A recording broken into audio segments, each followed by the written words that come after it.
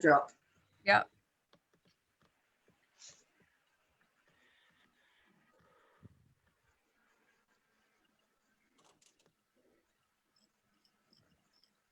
Yeah, B seems like her connection's a bit dodgy. Nope, it's live now. Yep. Good evening, good morning, good afternoon, wherever you are across the known world. And apologies, technology, I swear, does not love me in this forum.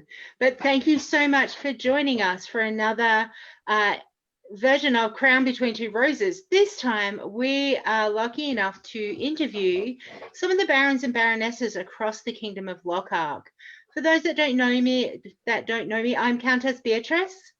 And I'm Countess Lilia. So we've also got three new royals coming in to start co-hosting in the future. So keep an eye out for future interviews with them. But tonight we have the Baron and Baroness of Krae Glas. Before all of our interviews, we start with the acknowledgement of our First Nation people. So one moment, please. Good nobles, we come here together in the spirit of fellowship, deepening of our skills, sharing of our knowledge, and the shared interest in the search to find truth through experimental archaeology and historical accuracy. It is in this context that I, Countess Lilia Bintazir, on behalf of my kingdom, acknowledge the traditional owners of the land upon which we gather. We recognize their continuing connection to land and culture, and we pay our respects to their elders, past, present, and emerging, and to the elders of other communities and other kingdoms that may watch this video in the future. Thank you very much. Hello, Your Excellencies. It's going to be very interesting for myself and Beatrice to call you Your Excellencies because we know you on a friendship basis and you're just Margie and John to us. So if we slip, we do apologize. And I would like to say that our lands are on the lands of the Wurundjeri people. Thank you. Thank you. And thank you so much for joining us. Tonight we have Baron John and Baroness Margie from the Barony of Krae Glas. So whereabouts is Krae Glas in Lochac? Krae Glas is basically the eastern suburbs of Melbourne and across to the eastern seaboard of Victoria. So, and all the way south to the most southern tip of the mainland of Australia, which is Wilson's Promontory. So we are stretching to the south as well as to the east. So you're in that COVID kind of plague system down there at the moment. Yeah, we're severely restricted at the moment with what we can do face-to-face and meeting people. We came out of 170 odd days worth of rather heavy restrictions. Pretty much no face-to-face meetings. Everyone has to wear a mask when they're outside their homes. Couldn't go to work. Literally restricted shopping hours, restricted exercise hours. However, we have just had 19 what they're calling donut days.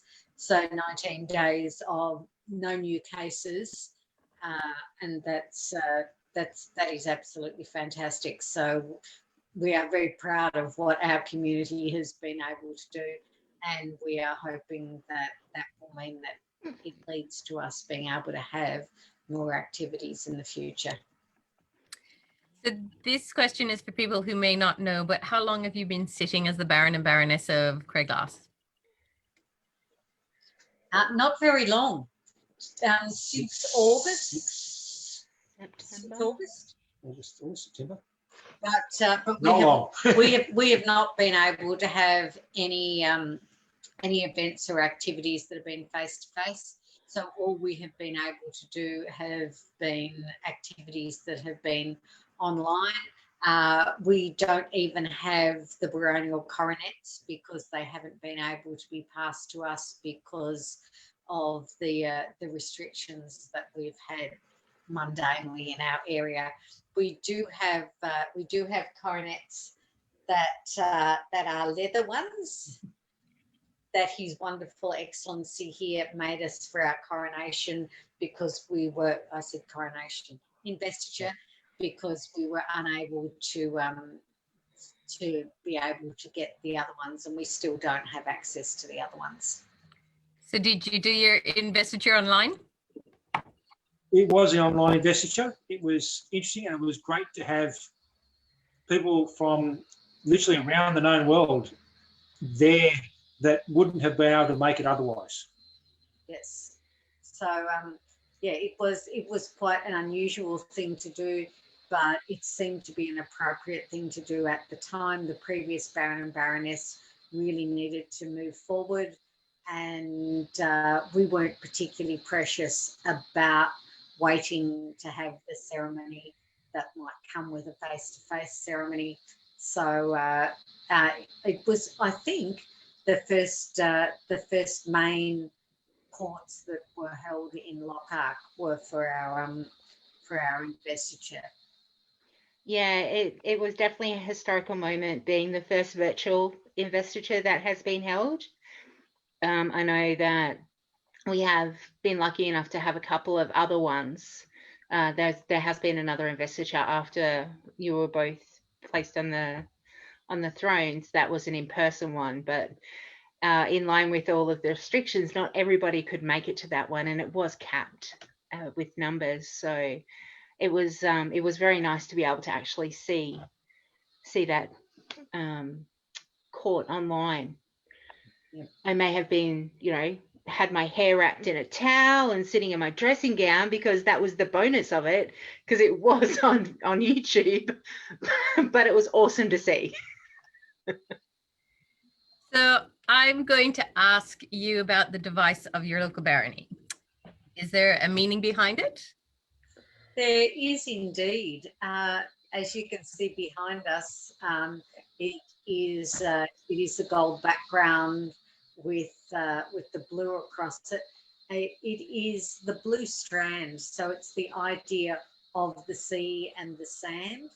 I believe the previous, or the original Baron Cormac and Baroness Elspeth were very fond of the sea, and when this land was first taken off from Stormhold, being an adjoining barony, that was how they saw themselves, as the land beside the sea.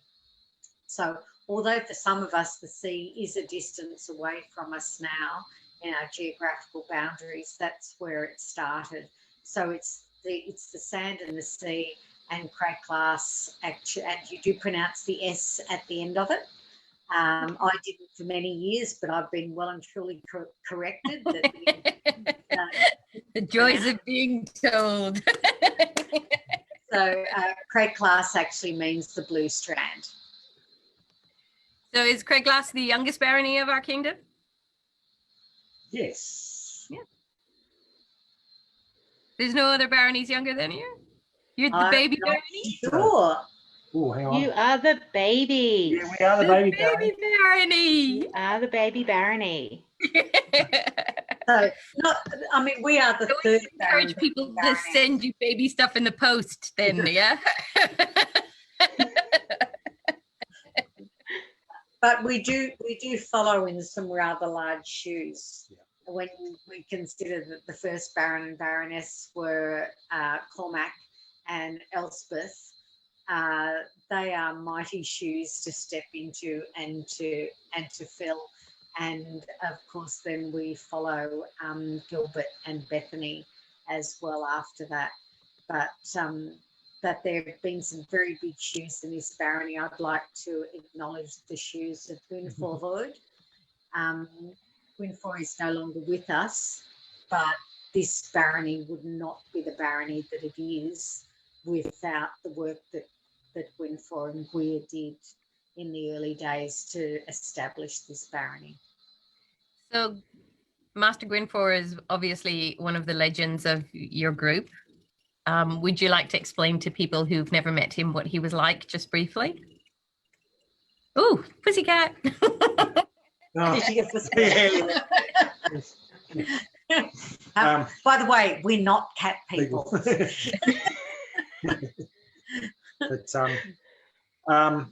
how do you describe Master Gwynfor? He's a force that was.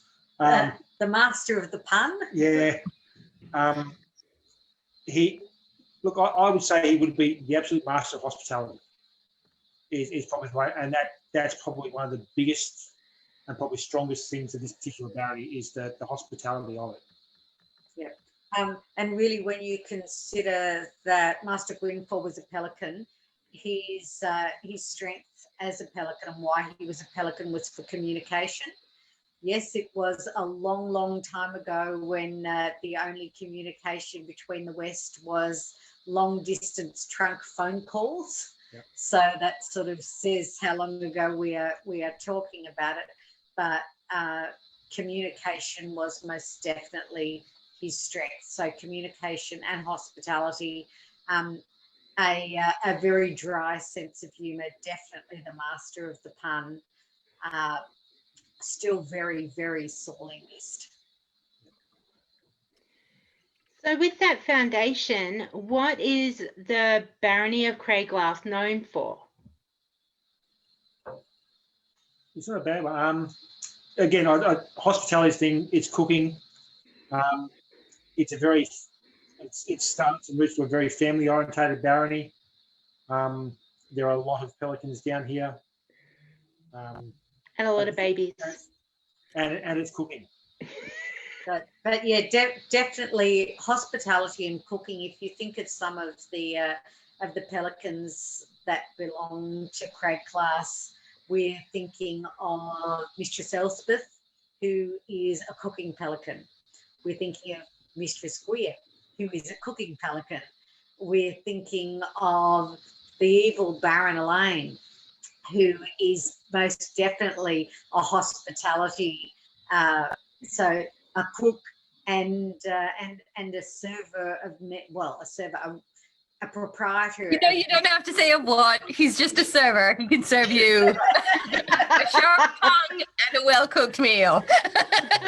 So, these people, I think sometimes their raison d'etre is simply to look after other people and care for other people. So I think that says a lot about where the strength and the basis of the barony comes from. It's a good culture to have in any group, is the looking after yourself first, obviously, but then others. Like that's a good community. So I'm going to diverge from questions about barony and ask you both your origin story. How did you get started in the SCA? You're first. You're less embarrassing than me. You're first.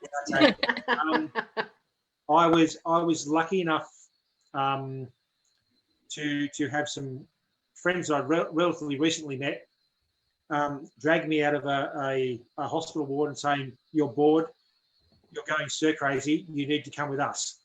They took me to a fighter practice, and it went from there. Where? It was actually over in Thailand, believe it or not. Wow. So yeah, this is an interesting one, and the guys were from one of the floating baronies. So yeah, interesting one. Came back to Australia, and another friend here in Australia said, "You've got to check this out. You've really got to check this out." About 6 months later, I got around to checking it out and said, "I know what this is," and I've been doing it ever since. So the floating baronies, for anybody who doesn't know, is that we've got a couple of military bases that are on ships. So obviously you have a military background.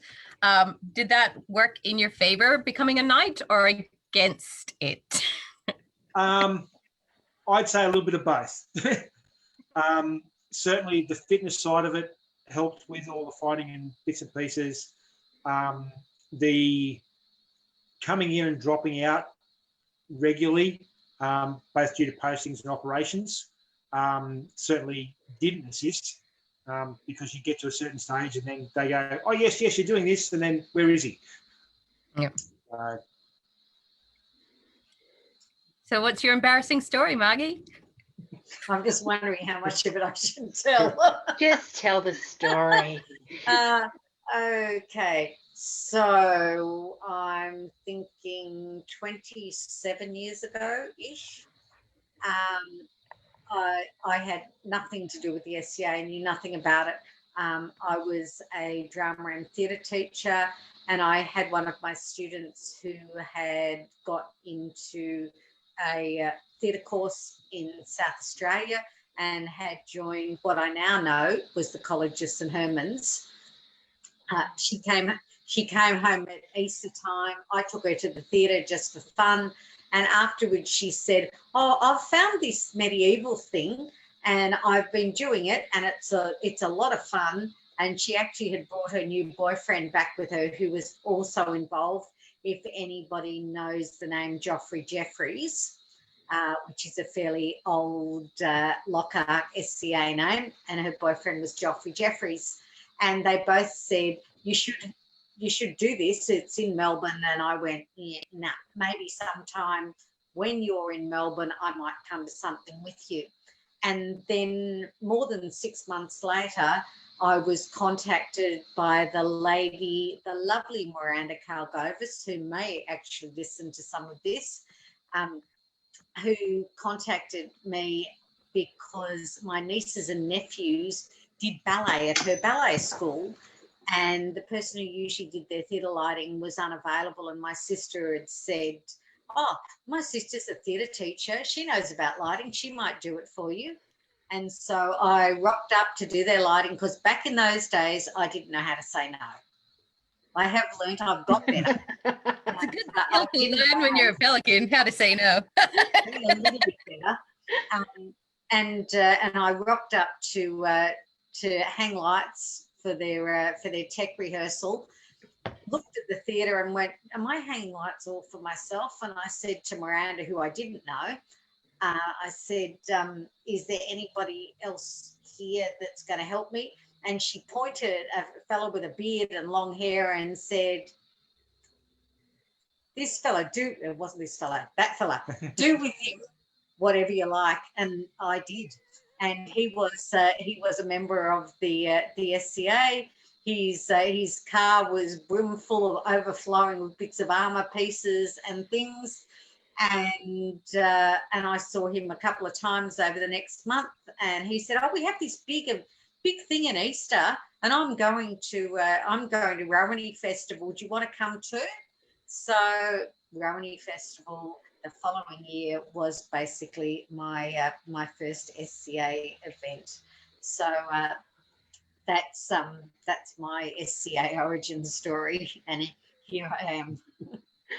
That wasn't embarrassing though. Oh, I left the really embarrassing bits out. Okay, that's a quiet conversation off live Facebook. Yeah. Okay.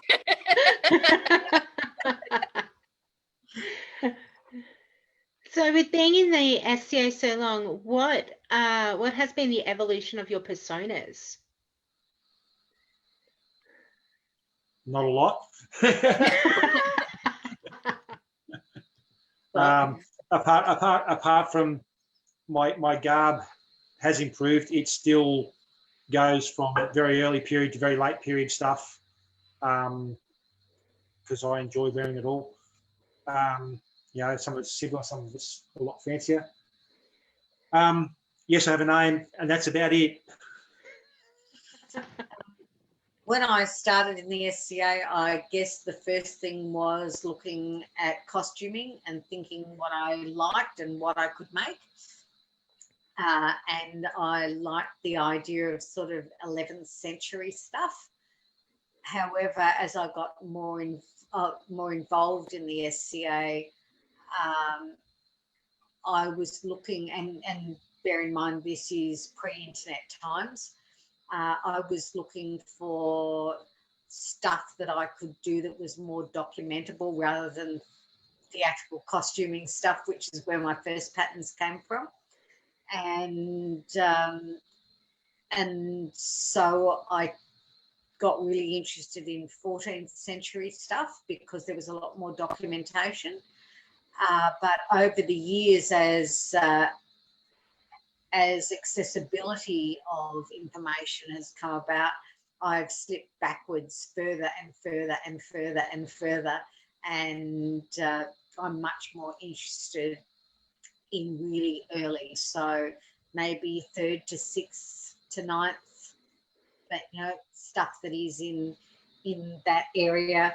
And as far as name goes, I'm not sure about John and name, but as far as my name goes, it was about thinking I'd like something that was vaguely Scottish, and what would I like as a surname of a place. So I went to the local library, got an old map of Scotland, opened it up, and Glenmore was this huge gash right across the middle of Scotland. And I went, excellent, because that won't tie me down to anything. I'll just have Glenmore, and I can do any of these places across here. Thank you.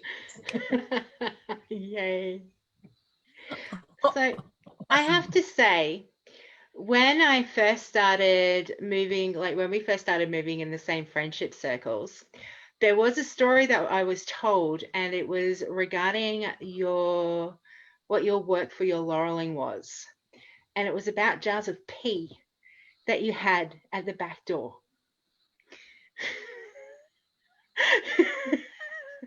Oh, that'd be your dying stuff. That's all your dying stuff.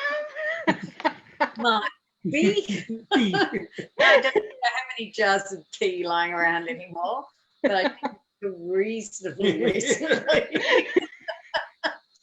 And in fact, the jars of pea came after my laurelling.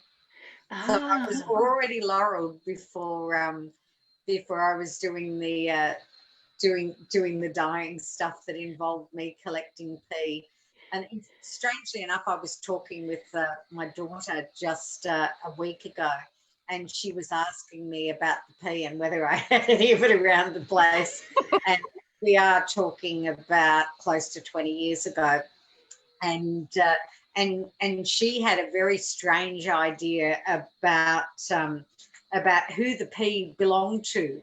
But I had to reassure her, in fact, that I had not collected it from any of them as my children. It was, in fact, only my own pea, even though we know that is substandard and the best pea comes from redheaded adolescent boys. See? However, I'm growing one of those. I've got a grandson who's a 5-year-old redhead, so it won't be that long until I have the pea of adolescent redheaded boys if I really want it. Gonna put it in a really nice jar. So I'm not sure how he's going to feel about Grandma's hobbies. You want me to do what, Grandma? So, Margie, your laurel is in textiles, is that correct? It is indeed. And my favorite story that you have told, and one that John has heard as well, is the transition from the West Kingdom to Lochac. And there was a moment where all of the peers had to remove their regalia for a period of time. And that led to me deciding on which pelican medallion I wanted. And when I told the story, has led me to wanting the same medallion. Would you please tell that story? Oh, I think you're actually going to have to give me some more prompts.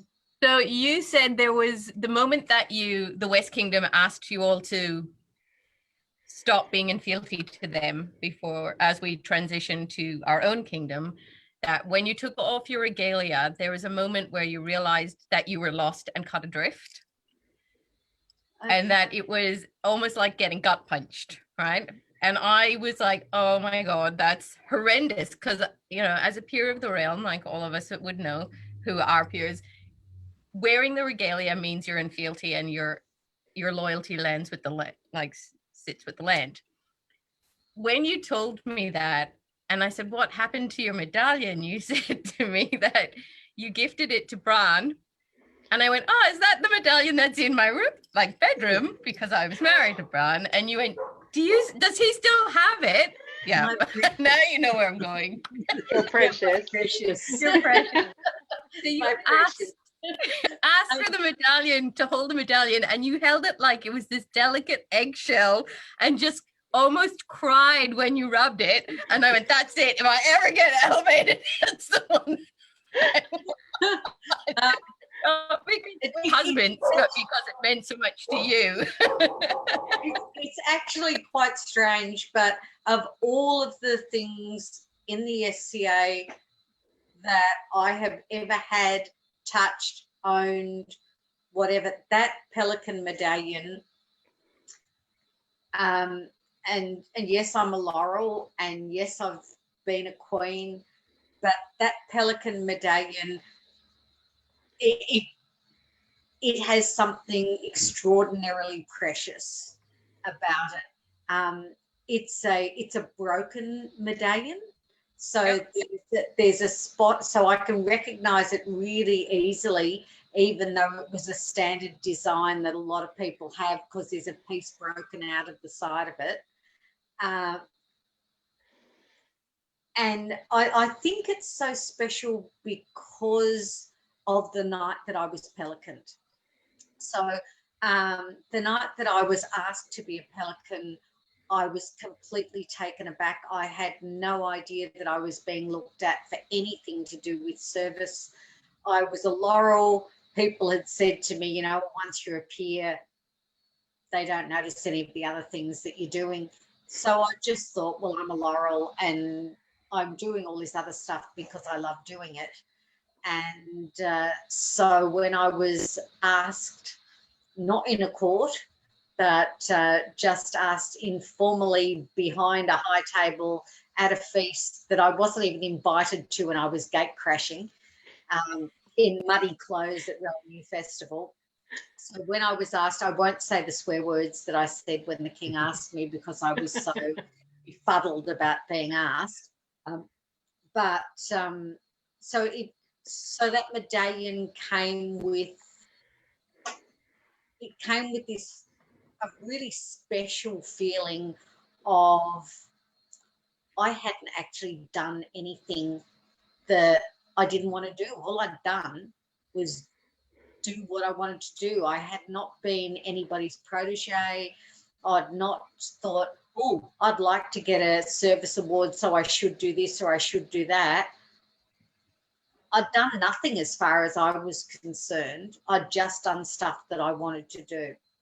And that little broken pelican medallion is absolutely the essence of me being a pelican and how I felt that night. And so, yes, if I ever see it, I do want to touch it. I do want to stroke it. It is my precious.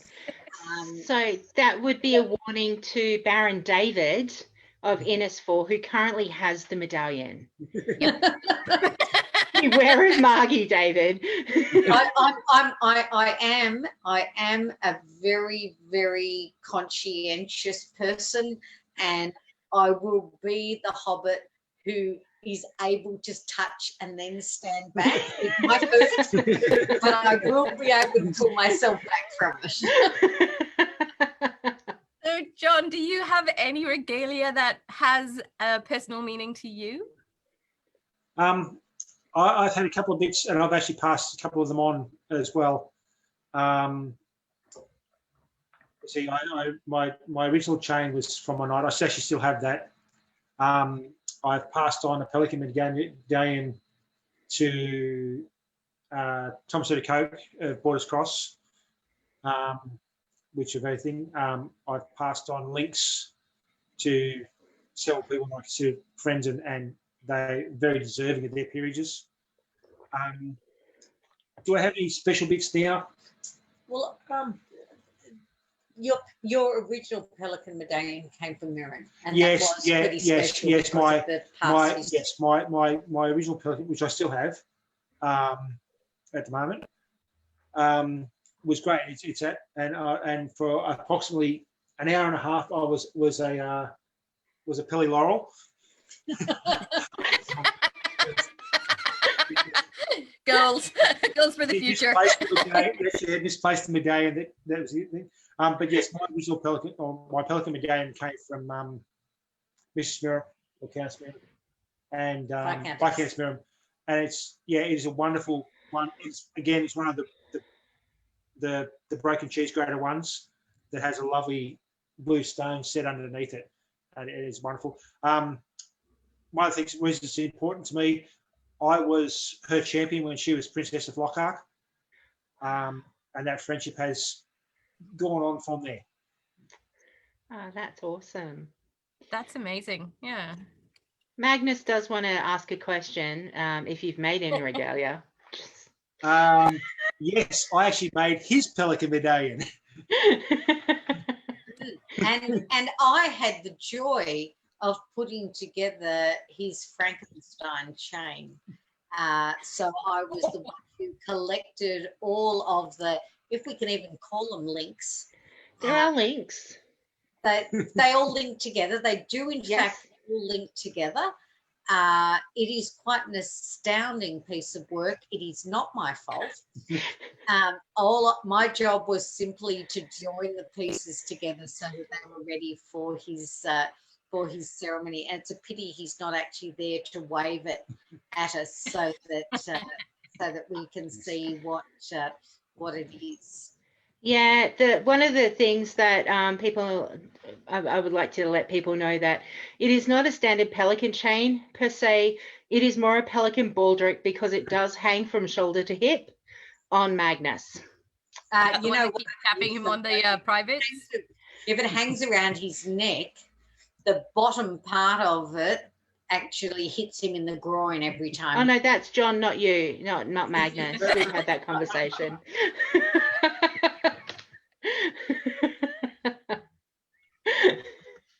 Now, are you supposed to be making us look regal?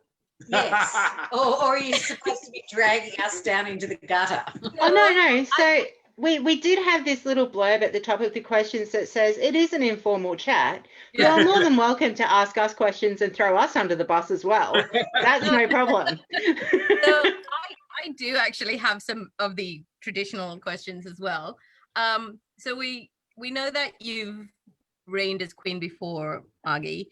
But what possessed you both to do the marathon? Because in Lochac, reigning is the sprint, being a baron and baroness is a marathon, because it's not, there's no end date when you step up. It's one that you choose as you progress through the tenure, correct?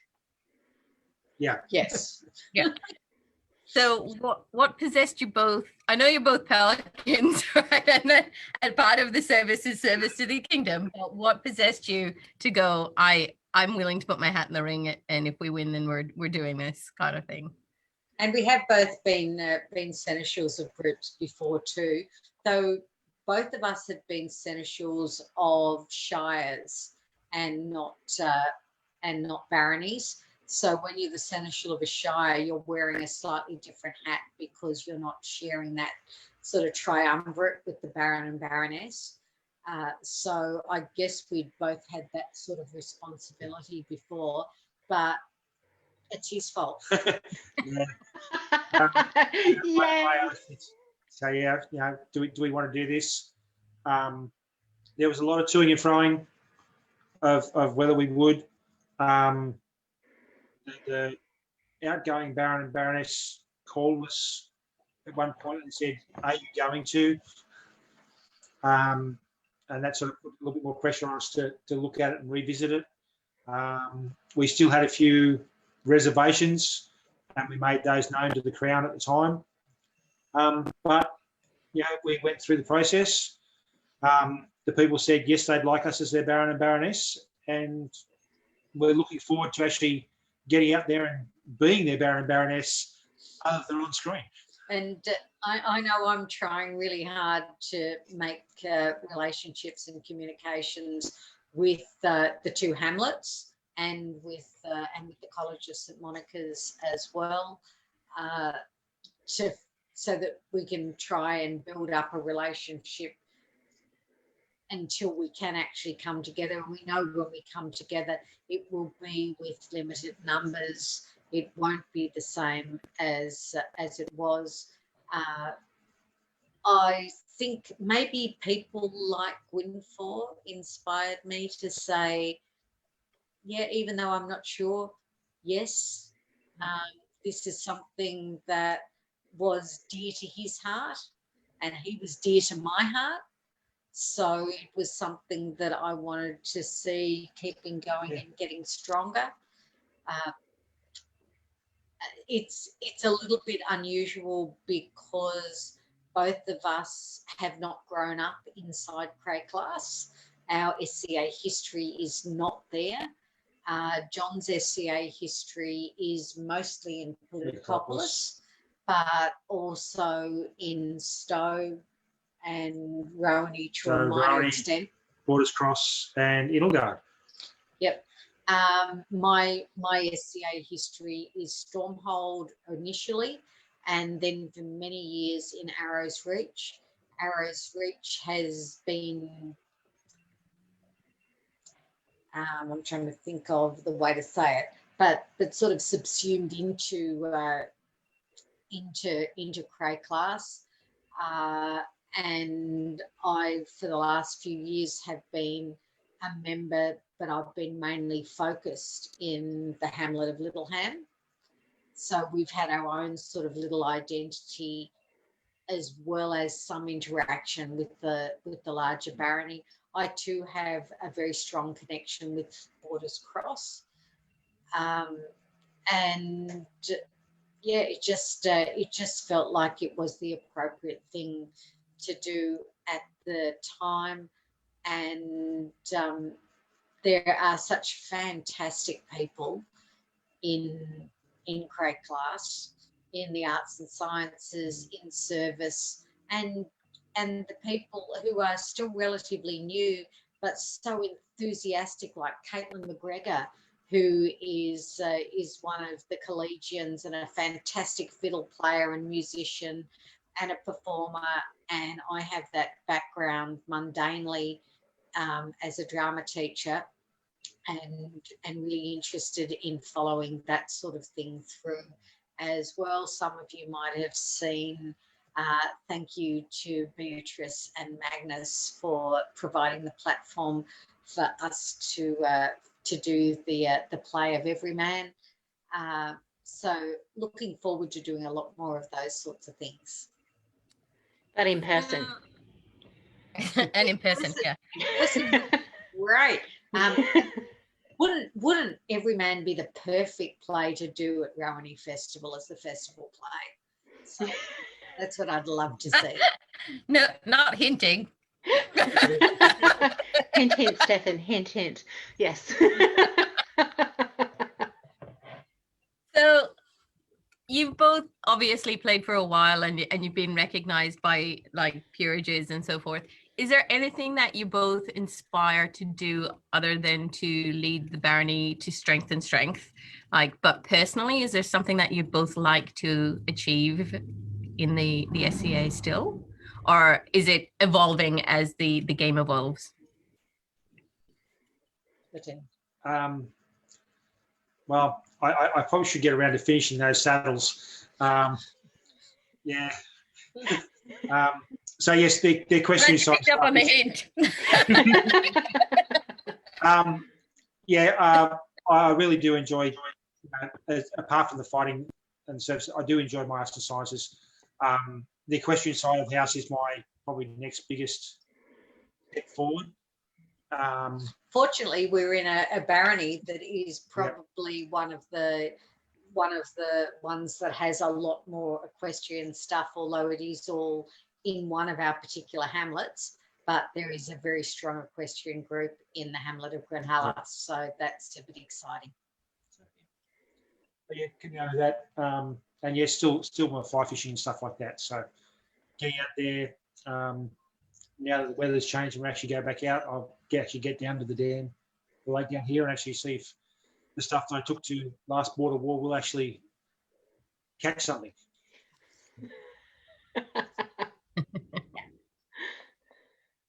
And is there anything that I want to do?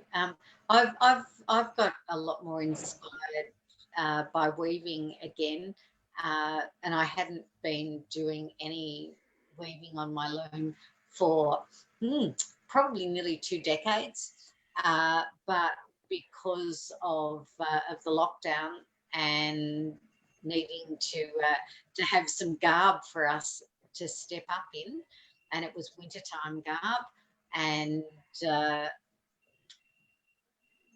discovering that I had some yarn that I actually thought was only worth throwing out, which became the garb that I wore for our step up. So I've been experimenting with lots of weaving stuff. So I would like to keep exploring that idea with a lot of weaving. So. Yeah, and that weaving, for anyone who wants to see, there is the virtual baronial investiture up on the SCA Lochac YouTube channel. So you can see Margie's amazing works for that investiture. And perhaps you can see and behind some of my plaid in behind our banners there as well. So wow. So do you want to ask a question, B? I do. Go ahead, because I tend to monopolize sometimes. Nah, no way. I am going to ask you each, what is your proudest moment of your SCA? Where do you want to start? Give us the top 5. Well, being knighted is right up there, of course. The seeing the faces and everybody else when I got the gotcha moment of being pelicaned, because I had, again, like I had no idea. Seeing my daughter get her AOA, seeing my daughter authorise and then being able to fight with her. Yep. You know, being able to legally beat your children. Welcome to the SCA. Yeah. And then it'd have to be the friends that I've made along the way. You know, that's been probably the best part of it, and being able to do it pretty much anywhere in the world.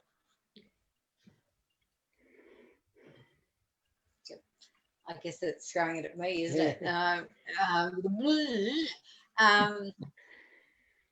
Okay, not necessarily in any order, but some things I'm thinking of. The very first, what's the melee tournament called that used to happen at festival? The heraldic melee. The heraldic melee.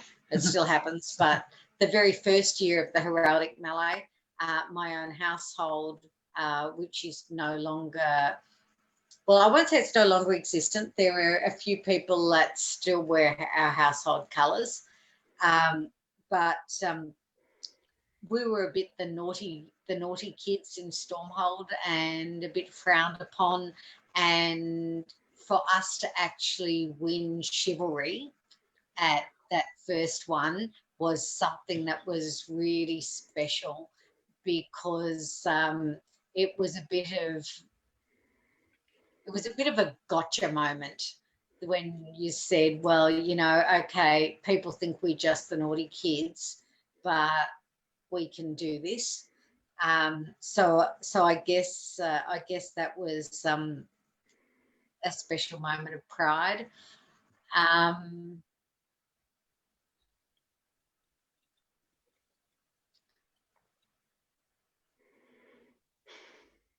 guess my pelicaning as well, but in a way it was a more humbling experience than a pride experience.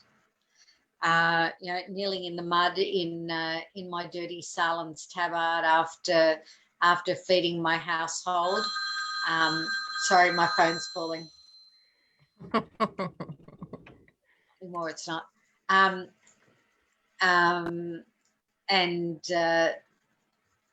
And being recognised, and it didn't matter. I didn't have to have a pretty dress on.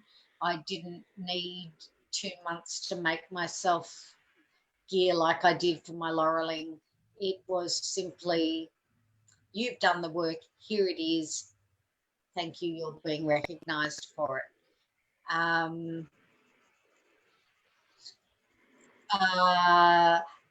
And B will remember this one perhaps. After I had been Queen,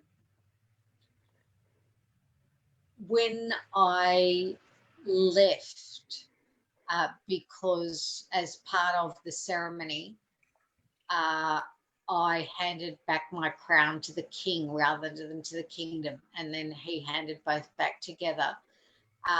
But it was after I handed that crown back and I left with the piper leaving, and as I left I cried, but I thought, I have done a good job. I am proud of the reign that I have done.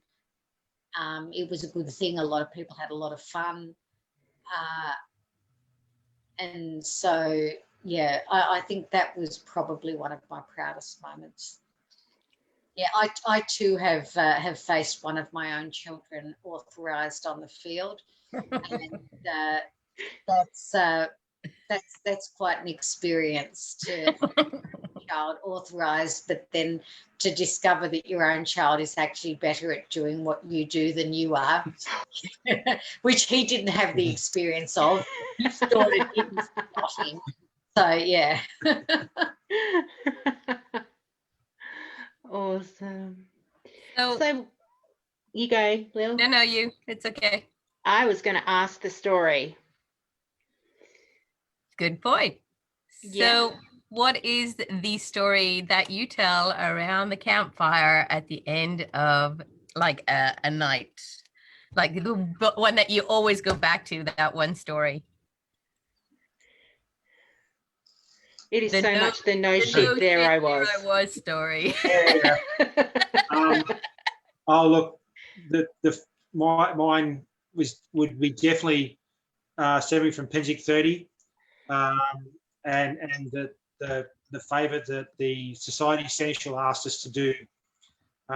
We were asked, the 2 or 3 guys from Lochac were asked to find a certain person on the battlefield as often as we could, and kill them on thing and come back. It got to the stage where we were being let through to do that and then let back to the other side of the field.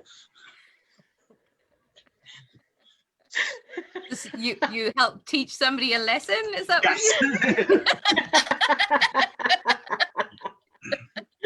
Yes. what you I can't think of one. Really? Can't think of I'm sure you have many stories, Marge. And that's the problem. You're asking me for the story that I would tell. Well, and any story. Choose a story that you would love to share with the known world. oh,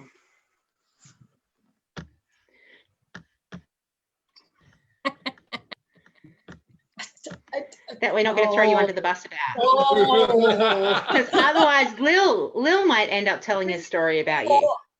Spring War. This would be Spring War before Lil met Brown.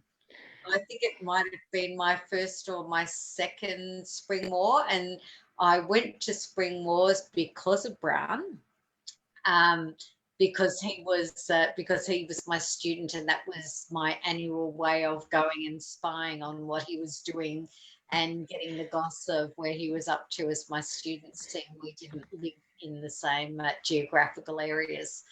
However, it was his little sister and or one of his little sisters and myself, and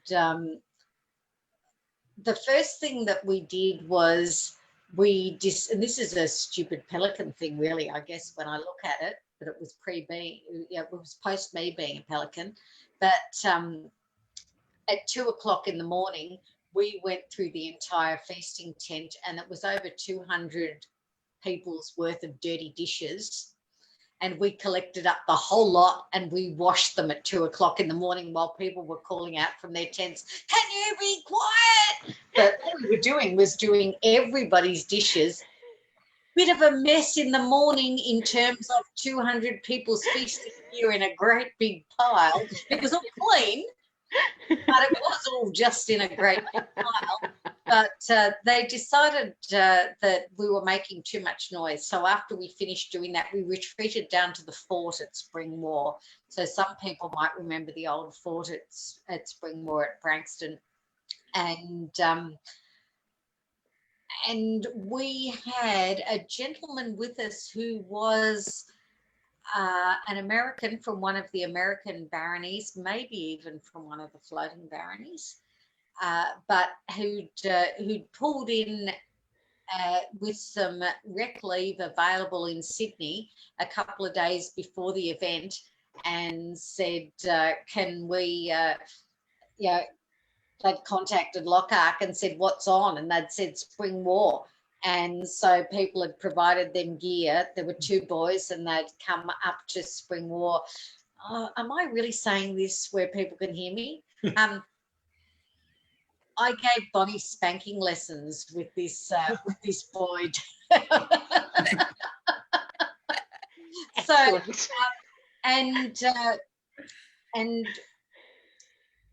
we also did drink a little bit of alcohol. Certainly didn't finish all the alcohol, so maybe that was a good sign. But what we did was we wrote on the alcohol bottle and we graffitied the fort, and we stuck the alcohol bottle down into the foundations. Just before we stopped using that fort, they actually dismantled it and our bottle was found under there, and you could still vaguely read the writing on it. But before that, every year that I went to Spring War, even if nobody else saw me, I'd pop down to the fort and just check that it said Margie of Glenmore was here on the side of the fort, because that's where I knew that the bottle of whiskey was. There's a lot of bottles of alcohol buried on that site after you told the story. including the esky that I made, because coming up we didn't have an esky and we flew up, and so I dug a hole into the ground that we used as our esky, and we never finished the alcohol we had there. So 12 months later it would be a case of dig up Margie's esky, let's remember what was in there from last year. And sometimes it was no good because being buried, the moisture had got into the tops on the beer bottles. But most of the time we found something that you could use buried in there, and Handel joined me in that, and so did Master Vandal. So there were a couple of other pelicans that were involved in the Spring War esky as well. Yeah, I remember the one year where all bottles were not good. I did go on the search. It took them a while to find it. They were so excited, and then popped the bottles and went, no, they couldn't. Vandal couldn't drink it. That's something. So there's probably stories that John has that are just as risque, but he's being careful enough not to be caught. Is that what we're saying? Let's see. I can remember probably first batches of the Mordenvale Black Death brews. It's a wonderful thing because it doesn't matter if it's hot, cold, or otherwise, it's still drinkable. Yep. And it is a food group. Yeah. So yes, that was always good with the testings of those. I guess the other one, my other favourite one, is that in the middle of the Kandahar Air Base in Afghanistan, I had just finished having some pennants made at the embroiderer. As I'm picking them up, a rather distinct American voice comes over the back, says, "I recognise that device," which led to a little bit of a chat, and ending up to training practices happening in the compound at the back. So, as I said, this game I've managed to play pretty much all around the world. Yep, absolutely. So, one last thing to ask you from me, and then if Bea has something she can ask. But since you've stepped up into the role of Baron and Baroness, and you haven't been able to extend your personal hospitality and magnitude to like a one-on-one or face-to-face with your populace. Is there anything that you would like to say to them now about what they can look forward to in the future with you being the Baron and Baroness?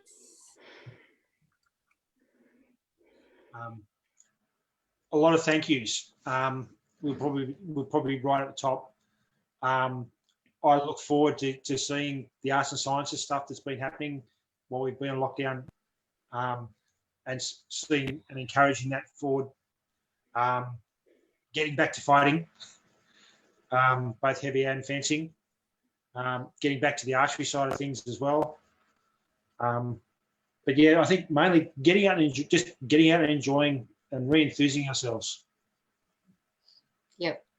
Krae Glas, one of its the ways it's been known, and from the time that it separated from Stormhold, was it was a barony of family. So I'm looking forward to developing my role in that family.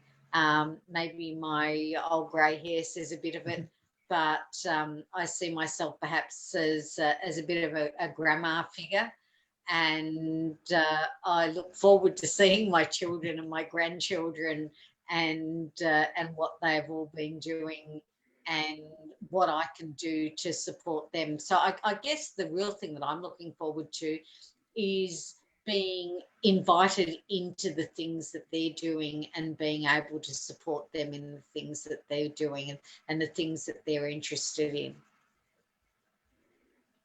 That's awesome. Well, thank you so much for joining us tonight. It has definitely been enlightening. Before you finish, yes, you're going to ask us a question? Fair for people who don't know the background here, but Beatrice was my protege, and he's still my apprentice, and Lilia's wonderful partner Brown was also my protege apprentice. So there is quite some considerable family here. These women are my family. They are not just my friends. They are not just other SCA people. They are my family. Thank you. Thank you. And on that, thank you both so much for your time, your stories, and letting us throw you under the bus a little bit as the brand new B&Bs. And thank you everybody for watching tonight. Please join us again this Saturday coming, or Friday night. We have the lovely Baron and Baroness of Anyala, Agostino and Elizabeth. And we're also lucky enough this weekend to interview Duke Frederick of Holland, known as Fleeg. So we're very excited to have Fleeg on the show with us, and that will be Saturday in Australia, Friday night in the US. So thank you again, Your Excellencies.